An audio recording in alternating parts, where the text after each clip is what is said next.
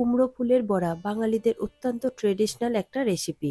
গরম ভাতের সাথে মুচমুচে কুমড়ো ফুলের বড়া খেতে কিন্তু সকলেই পছন্দ করেন।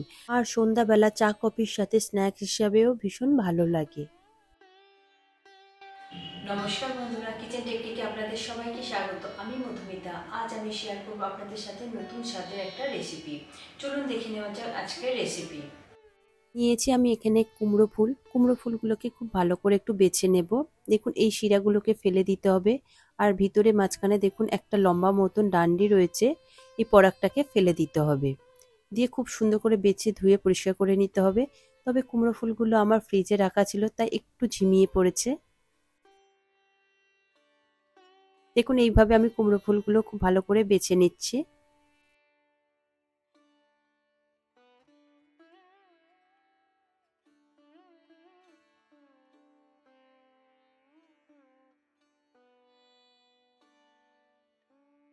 কুমড়ো ফুলগুলো বেছে ধুয়ে পরিষ্কার করে নিয়েছি, সরিয়ে রাখলাম। এরপরে ব্যাটারটা তৈরি করবার জন্য নিয়েছি একটা বড় বোল। তার মধ্যে দিয়ে দিচ্ছি 3 টেবিল চামচ পরিমাণে বেসন, দিয়ে দেব 1 টেবিল চামচ পরিমাণে চালের গুঁড়ো। চালের গুঁড়ো দিলে খুব সুন্দর মুচমুচে হয়।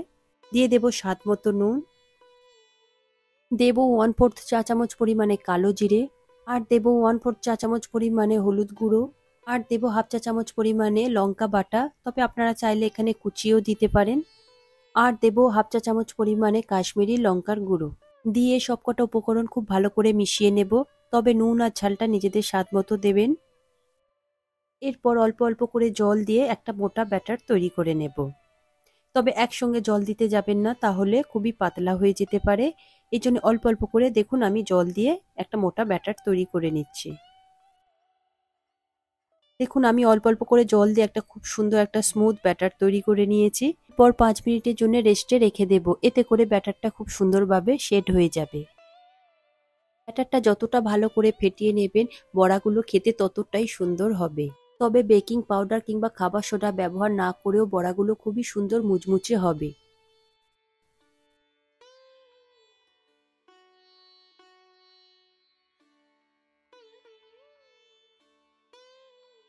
এরপর দিয়ে দেব সামান্য একটু কুচিয়ে রাখা ধনেপাতা, আর দিয়ে দেব হাফ চা চামচ পরিমাণে চিনি। চিনিটা দিলে এখানে বড়ার কালারটা খুব সুন্দর হবে। দেখুন খুব ভালো করে আমি মিশিয়ে নিচ্ছি।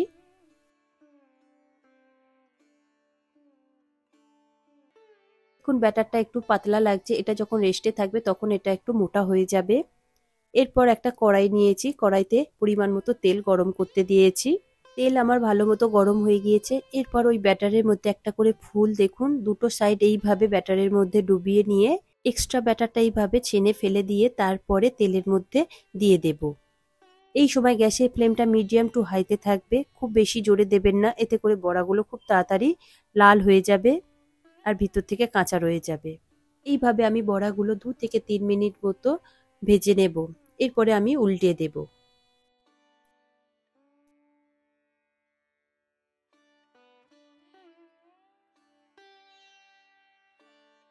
দেখুন বড়ার একটা সাইড আমার ভাজা হয়ে গিয়েছে, আমি উল্টো সাইডটা ভেজে নিচ্ছি।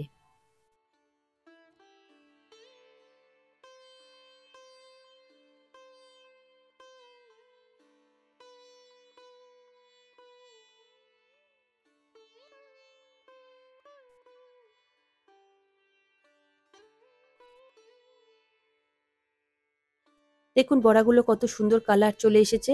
এর থেকে বেশি লাল করলে বড়াগুলো খেতে একদমই ভালো লাগবে না। এরপর বড়াগুলোকে ঝাঁঝরির সাহায্যে তেল থেকে তুলে একটা প্লেটে রেখে দেব। দেখুন প্রথম ব্যাচ আমার ভাজা হয়ে গিয়েছে। এরপরে দ্বিতীয় ব্যাচটাও ঠিক একই রকম ভাবে আমি ভেজে নেব। তবে বড়াগুলো ঠান্ডা হলেও খুব সুন্দর মুচমুচে থাকে। আশা করি আমার আজকের রেসিপি আপনাদের ভালো লাগলো। ভালো লাগলে আপনারা এই রকম ভাবে একবার বানিয়ে দেখুন। আমার মনে হয় আপনাদের সকলেরই ভীষণ ভালো লাগবে। ভালো লাগলে লাইক শেয়ার করবার অনুরোধ রইল। সাথে এই রকম সব নিত্য নতুন রেসিপি পাওয়ার জন্য কিচেন টেকনিককে সাবস্ক্রাইব করে পাশে থাকার অনুরোধ রইল। তবে আজকের মতো এই পর্যন্ত, আবারও দেখা হবে অন্য কোনো রেসিপির সাথে।